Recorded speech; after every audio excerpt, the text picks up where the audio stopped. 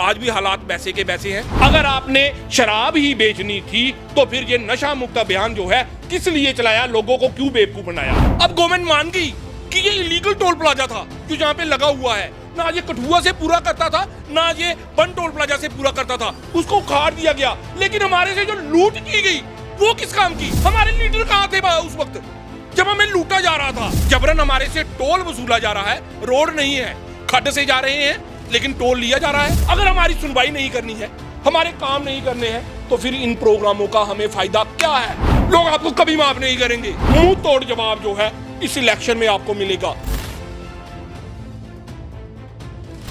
लोकसभा चुनाव 2024 की तैयारियां जोरों शोरों पर है। सभी पार्टियां अपनी तैयारियां कर रही हैं और जगह जगह पर जाकर अपने स्लोगन और अपनी पार्टी की जो मैनिफेस्टो है वो रख रहे हैं। इसी पर हम चर्चा करेंगे कि 2024 के जो चुनाव हैं उनमें क्या कुछ महत्व रखेंगे और किस मुद्दों पर ये चुनाव होने वाले हैं। हमारे साथ बातचीत करने के लिए पूर्व सरपंच लवलू संब्याल जी हैं, सामाजिक कार्य भी करते हैं और लोगों के मुद्दे भी रखते हैं। किस मुद्दों पर इस बार चुनाव होगा, क्योंकि जम्मू कश्मीर में भी पार्टियां तैयारियां कर रही हैं और अपने मैनिफेस्टो भी रख रहे हैं, किस तरह से इस बार चुनाव में महत्व रखेंगे इस बार के मुद्दे?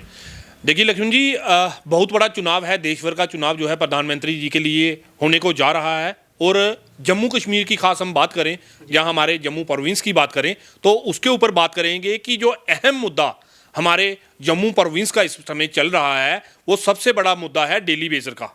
जैसे कि आप जानते हैं पिछले कम से कम 1-1.5 साल से जो हैं डेली वेजर प्रदर्शन के ऊपर बैठे हुए हैं, अपनी डिमांडें लेकर बैठे हैं और जायज़ डिमांडें जो पिछली सरकारों में उनके साथ वादे किए गए कि आप हमें वोट दो, हम आपको रेगुलराइज पॉलिसी देंगे, आपको परमानेंट करेंगे, उसको लेकर कम से कम 500 दिन से लगातार जो है हमारे डेली वेजर की जो हड़ताल है वो चल रही है। लेकिन उसके ऊपर आज तक कोई भी संज्ञान जो है वो नहीं लिया गया।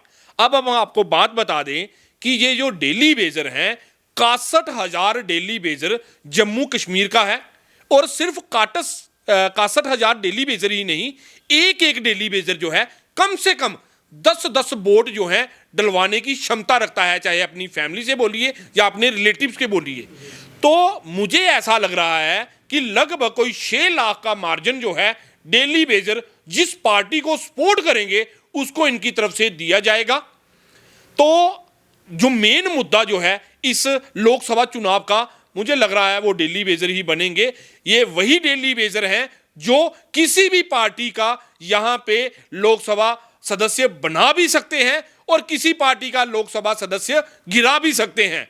तो अहम मुद्दा जो हमारे जम्मू कश्मीर में लोकसभा चुनाव का रहेगा वो हमारे डेली वेजर रहेंगे। मैं उनसे रिक्वेस्ट करूंगा कि आखिरकार आपका टाइम आ गया है, आपका जो दमखम है, आपकी जो पावर है, आपका जो शक्ति प्रदर्शन है वो अब देखने में इस इलेक्शन में मिलेगा।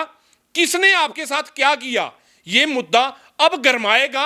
अगर इनको पुरानी सरकारों का पाप बोला गया, इनके लिए रेगुलर पॉलिसी बनाने के लिए बड़े बड़े वादे किए गए, जब इलेक्शन थी तो ठूठा लेकर इनके पास घूमते थे, आप हमें वोट दो, एक बार हमें जिताकर दिलाओ, हम आपको रेगुलराइज पॉलिसी करेंगे, आपको परमानेंट करवाएंगे। लेकिन हालात बद से बदतर बना दिए गए। अब जब वो हड़ताल करते हैं उनके ऊपर लाठियां बरसाई जाती हैं, उनको उठाकर जेलों में डाला जाता है। मैं तो बोलूंगा कि मुंह तोड़ जवाब जो है डेली वेजर की तरफ से हमारी इस इलेक्शन में सरकारों को दिया जाएगा और तब इन्हें पता चलेगा कि आखिरकार इंसानियत की और इन लोगों की अहमियत क्या है। इसी के साथ में अगर दूसरा मुद्दा बोल लें जम्मू कश्मीर में, तो दूसरा मुद्दा जो है वो है माइनिंग का। माइनिंग की ऐसी लूट खसूट हमारे जम्मू कश्मीर में बची हुई है कि सांबा की बात बता दें, पिछले 8 महीने से सांबा में माइनिंग जो है वो बंद पड़ी है। अब सांबा में अगर माइनिंग बंद है तो सांबा के जो प्रोजेक्ट बन रहे हैं, चाहे उसमें सेंटर के प्रोजेक्ट हैं, स्टेट के प्रोजेक्ट हैं, पीडब्ल्यूडी के प्रोजेक्ट हैं, रूरल डिपार्टमेंट के प्रोजेक्ट हैं, पंचायतों के प्रोजेक्ट हैं, या फिर म्युनिसिपल अर्बन लोकल बॉडी के प्रोजेक्ट हैं, फिर यहाँ पे ये जो माइनिंग आ रही है ये कहाँ से आ रही है? अगर 8 महीने से सांबा में माइनिंग बंद है तो जो देर रात माइनिंग होती है वो कहाँ से आती है? अगर माइनिंग आपने यहां पे टेंडर किए हुए हैं तो माइनिंग क्यों चलाई नहीं जा रही? क्योंकि इस माइनिंग के नाम के ऊपर लाखों करोड़ों रुपया जो है वो लूटा जा रहा है। माइनिंग के नाम के ऊपर हमारे जम्मू कश्मीर में, हमारी डिस्ट्रिक्ट सांबा में लूट कसूट पड़ी हुई है। करोड़ों रुपए हमारे माइनिंग के जो हैं वो गवर्नमेंट खाते में, प्रधानमंत्री कोष में, या हमारे गवर्नमेंट खाता जो बना हुआ है उसमें नहीं जा रहे। हमारे यहाँ पे माइनिंग जो है, आज से 8 साल पहले की जो माइनिंग थी उसका रेट 125 रुपए पर सैकड़ा एक ट्राली का जो है माइनिंग की लेते थे। 125 रुपया रॉयल्टी जो है माइनिंग की ली जाती थी, वो आज 125 से घटाकर 375 रुपए कर दी। ऐसा माइनिंग में 10 साल में क्या आ गया जो उसको 125 से 375 कर दिया गया?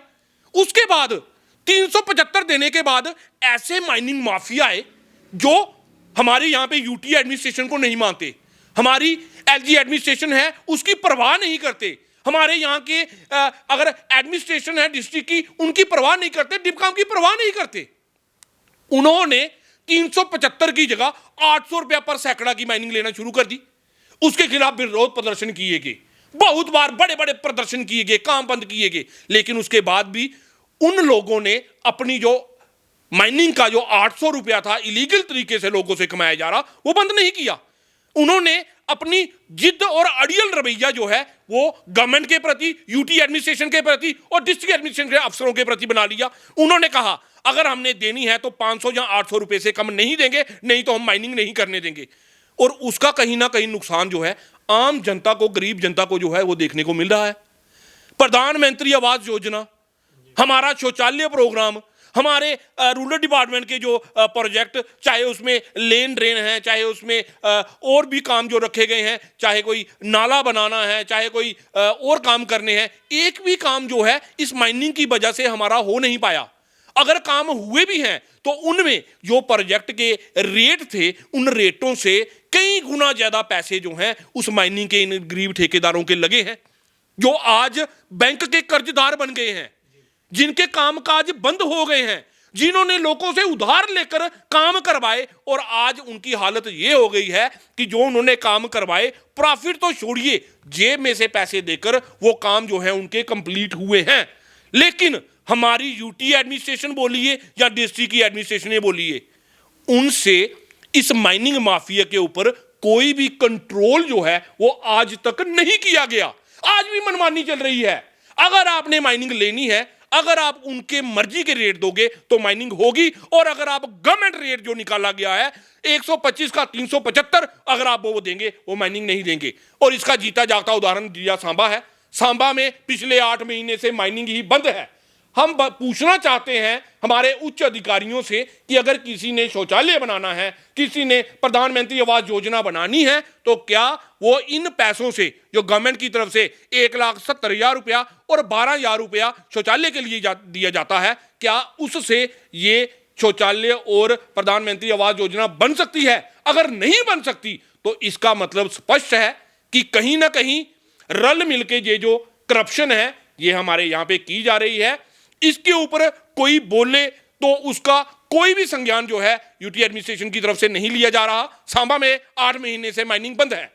इसी के साथ में अगर ऊपर इसके बाद चले हम, गवर्नमेंट की तरफ से बड़े बड़े नशा मुक्त अभियान के लिए करोड़ों रुपए जो हैं वो खर्चे जा रहे हैं, नशा मुक्त भारत करने के लिए, नशा मुक्त जम्मू कश्मीर करने के लिए, नशा मुक्त सांबा बनाने के लिए। लेकिन दूसरी तरफ जो गवर्नमेंट का डबल रवैया है, वाइन शॉपें जो है, शराब की दुकानें आपने गांव गांव में जाकर खोल दी। अगर आप एक तरफ नशा मुक्त भारत बनाना चाहते हो तो क्या शराब की दुकानें ये जो आप खोल रहे हो, इससे आप लोगों को क्या मैसेज देना चाहते हो? अगर आपने शराब ही बेचनी थी तो फिर ये नशा मुक्त अभियान जो है किस लिए चलाया, लोगों को क्यों बेवकूफ बनाया? तो कहीं ना कहीं वाइन शॉप जो है ये अहम मुद्दा रहेगी, क्योंकि जब वाइन शॉप के ऑर्डर आए थे, जब यहां पे ऑब्जेक्शन मांगी गई थी, टाइम टू टाइम लोगों की तरफ से ऑब्जेक्शन जो है वो फाइल किए गए। जम्मू कश्मीर स्टेट अब यूटी बन गई है, उसमें रह रहे हैं, जहां पे पिछले 7-8 महीने से हमारा नेशनल हाईवे बंद पड़ा हुआ है। हम लोग खड्डों के बीच में से निकल के जा रहे हैं। मैं बात करूंगा चरवाल के तरना पुल की, कठुआ के तरना पुल की। आखिरकार कौन सी मजबूरी है कि वो 3 पिलरों वाला पुल जो है आज तक बनकर तैयार नहीं हुआ। हमारी पवित्र अमरनाथ यात्रा चल रही थी, उस समय हमारे लोगों के साथ जो किया गया, आज सारे लोग गवाह हैं कि किस तरह से लोगों को लूटा जा रहा था उस टाइम, किस तरह से रोड को बंद करके, जबरन तरीके से बंद करके लोगों को 20-20, 25-25 किलोमीटर का फेरा लगाकर बाहर से लेकर आना पड़ रहा था।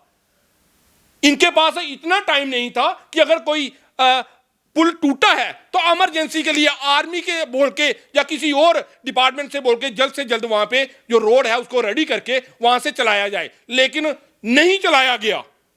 कहीं ना कहीं उसको एक अभी तक देखा जाए वो पुल नहीं बना और रोड उसी हिसाब से नहीं है जिस तरह से टोल लिया जा रहा है। देखिए, मैं दोबारा बात करूंगा कि तरना वाला पुल जो है सबसे अहम मुद्दा, जो हमारी कठुआ उधमपुर की लोकसभा सीट है, वो अहम मुद्दा रहेगा।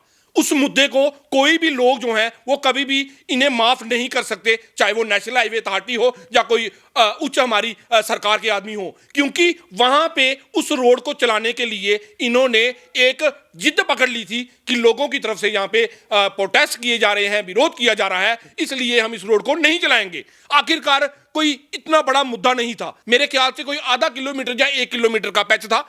आप दोनों साइड उसके पैच बना दीजिए। अगर आप 6 इंच की लुक डालते हैं, ब्लैक टॉपिंग करते हैं, आप मोटी ब्लैक टॉपिंग करके वहां पे उस रोड को दोनों तरफ से अच्छी तरह से स्मूथ तरीके से चला दीजिए ताकि लोगों का जो गुस्सा है वो कम हो सके। लेकिन जबरन आज भी वहां पे खड्ड के बीच में से लोग जा रहे हैं, लेकिन वो तरना का पुल जो है आज भी बनकर 8 महीने के बाद भी तैयार नहीं हुआ, और फरवरी में उसको तैयार करने के लिए बड़े बड़े वादे किए जा रहे थे। आज भी हालात वैसे के वैसे हैं। तो कहीं ना कहीं ये जो मुद्दा है इस सीट के ऊपर अहम रहेगा और लोग इस चीज को देखेंगे कि हमारी फैसिलिटी के लिए अगर टोल लिया जा जाने सकता की है, इस इलेक्शन में इसका असर देखने को मिल सकता है। बिल्कुल मिलेगा कि अगर जबरन हमारे से टोल वसूला जा रहा है, रोड नहीं है, खड्ड से जा रहे हैं लेकिन टोल लिया जा रहा है। इसी तरह से सांबा में था, रोड नहीं था, टोल लिया जा रहा था, लेकिन जब पूरा क्लियर हुआ तो पता चला कि हमारे लोगों को यहां पे 2-3 साल लूटा गया, हमारे लोगों से जबरन वसूली की गई। अब गवर्नमेंट मान गई कि ये इलीगल टोल प्लाजा था जो यहां पे लगा हुआ है, ना ये कठुआ से पूरा करता था, ना ये बन टोल प्लाजा से पूरा करता था, उसको उखाड़ दिया गया। लेकिन हमारे से जो लूट की गई वो किस काम की? हमारे लीडर कहां थे उस वक्त जब हमें लूटा जा रहा था? वहां पे आपने टोल प्लाजा पे कई बार देखा लोगों को मारा गया, वहां पे चाटे मारे गए लोगों को। कैसी अंधी गुंगी बहरी सरकार थी ये, जिसने खुद साथ में होकर हमारे लोगों को लूटा वहां से, और 10 दिन पर हम यहां पर भूख हड़ताल पे बैठे रहे, उसके बावजूद भी इन्होंने उसके ऊपर कोई संज्ञान नहीं लिया। और जब एक गले की हड्डी इनको बन गई वो टोल प्लाजा, फिर 2 महीने के बाद इन्होंने उसको बंद किया। लेकिन हम जवाब पूछना चाहते हैं हमारे इन अफसरों से, हमारी इस सरकार से, कि आपने हमें 2 साल लूटा है, जबरन इलीगल तरीके से हमें वहां पे 2 साल लूटा गया हमारे लोगों को। तो कहीं ना कहीं ये जो जबरन वसूली हमारे से की जा रही है, आज आपने कठुआ के रेट बढ़ा दिए, आज आपने बन टोल प्लाजा के रेट बढ़ा दिए, लोग आपको माफ नहीं करेंगे, लोग आपको कभी माफ नहीं करेंगे। इसका पूरा का पूरा ब्यौरा जो है, इसके पूरी की पूरी खामियाजी जो है इस सरकार को भुगतना पड़ेगी। आप ये सोचते हो कि लोग बड़े बड़े सिकंदर नहीं रहे, औरंगजेब नहीं रहा, मुगल नहीं रहे, आप भी नहीं रहोगे। ऐसी जबरन वसूली हम नहीं देंगे, ना ही होने देंगे। हम 10 दिन के लिए बैठे, अगर जरूरत पड़ेगी हम महीने के लिए बैठेंगे, साल के लिए बैठेंगे। लद्दाख में जिस तरह लद्दाख के लोग अपने हक के लिए बैठे हैं, अगर हमें भी जरूरत पड़ेगी हमें भी बैठेंगे, लेकिन अपने लोगों के साथ जोर जबरदस्ती नहीं होने देंगे। सांबा का अहम मुद्दा क्या रहेगा? जिस तरह से रेलवे जो स्टेशन था सांबा का, उसमें लोगों ने काफ़ी प्रोटेस्ट करे और अभी भी काफ़ी प्रेस कॉन्फ्रेंस भी हुई हैं, उसको लेकर अभी तक कोई संज्ञान नहीं लिया गया, ना कि सरकार के द्वारा, ना ही रेलवे कोई मंत्री यहाँ पर संज्ञान ले रहे। देखिए लक्ष्मण जी, सांबा को रगड़ने की कोशिश की जा रही है और रगड़ा जा रहा है। कितनी बड़ी बात है कि छोटा सा इतना सा इशू है, रेलवे के स्टॉपेज जो है दोबारा शुरू करने हैं, नए नहीं बनाने हैं, कोई नई ट्रेन नहीं रोकनी है, वंदे भारत नहीं रोकनी है, सुपर एक्सप्रेस वे नहीं रोकनी है, जो हमारी ऑलरेडी ट्रेनें चल रही थी उन्हीं को रोकना है। उसके लिए मैं आपको पर्सनली बताऊंगा कि प्रोटेस्ट किए, इनके आउटरीच सेंटर मिनिस्टर प्रोग्राम जिसमें शांतनु कुमार, नारायण तांतरे और हमारी MOS रेलवे दर्शना जरदोश जी, इन्होंने आउटरीच सेंटर मिनिस्टर प्रोग्राम जो प्रधानमंत्री जी की तरफ से बनाए गए, लोगों को डोर स्टेप के ऊपर गवर्नमेंट ने ये ऑफिसर भेजे कि लोगों की सुनवाई करके जो मसले मिसाइलें हैं वहीं पे हल करने हैं। पहला जो नारायण तांतरे, उनके पास हम बड़ी ब्राह्मणा में जाकर मिले, हमारा हल नहीं हुआ। दूसरे शांतनु कुमार जी जो हमारे रेलवे स्टेशन के पास यहां पे आए, वहां पे हमारा हल नहीं हुआ। दर्शना जरदोश जो हमें पता चला, हम कठुआ में CTM के अंदर उनसे मिलने के लिए गए, हमारी रेलवे के स्टॉपेज जो है वो शुरू नहीं किए गए। चाहे बैक टू विलेज प्रोग्राम बोलिए, ब्लॉक दिवस बोलिए, या आउटरीच सेंटर मिनिस्टर प्रोग्राम बोलिए, इनका फायदा क्या है हमें? अगर ये प्रोग्राम बनाए गए, इनका फायदा क्या हुआ हमें? मैं प्रधानमंत्री जी से पूछूंगा, हमारे PMO जी से पूछूंगा कि इन प्रोग्राम का हमें फायदा क्या है? अगर हमारी सुनवाई नहीं करनी है, हमारे काम नहीं करने हैं, तो फिर इन प्रोग्रामों का हमें फायदा क्या है? यह अहम मुद्दा है हमारे जिला सांबा का, जिसमें एक आर्मी की ब्रिगेड, एक BSF का हेडक्वार्टर, 4 लाख की आबादी, हमारे सांबा के 9 ब्लॉक, हमारे सांबा की जितनी भी इंडस्ट्री है लगभग 150 के करीब वो सारी इंडस्ट्री इस स्टेशन को जो है वो कवर करती है। इस स्टेशन को नहीं चलाया जा रहा, हमारे साथ जद्दोजहद की जा रही है, हमारे साथ जबरदस्ती की जा रही है। किस लिए? कि शूरवीर सांबा के लोग ये जाग ना जाएं। लेकिन अब इलेक्शन आई है, मुंह तोड़ जवाब जो है इस इलेक्शन में आपको मिलेगा। आपको पता चलेगा कि हमारे साथ अगर आप जद्दोजहद करोगे, हमारे साथ जबरदस्ती करोगे, तो इसका नुकसान, इसका खामियाजा जो है वो कौन भुगतेगा? इसी के साथ में हमारा ब्लॉक है सुंब। जब 2016 में सेंट्रल रोड फंडिंग स्कीम आई, उसके तहत 36 करोड़ रुपया उसका आया, आज तक वो 36 करोड़ रुपया वहां पे लग नहीं पाया।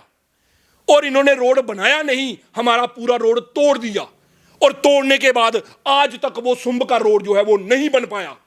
अब सुंब के लोग भी तैयार हैं कि आखिरकार हम देखते हैं कि वोट तो हम ही देंगे, लोकसभा की इलेक्शन हम ही जिताएंगे।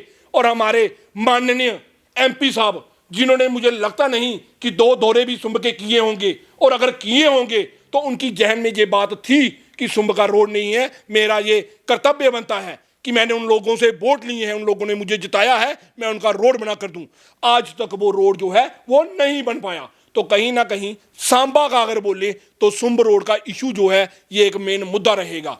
इसी के साथ में हम आपको बता दें कि सबसे बड़ा मुद्दा जो इस समय देश में चल रहा है वो है हमारे गवर्नमेंट इंप्लॉइज का, जो इन्होंने ओल्ड पेंशन स्कीम जो बंद कर दी है, वो मुद्दा कहीं ना कहीं इस इलेक्शन में जरूर गरमाएगा।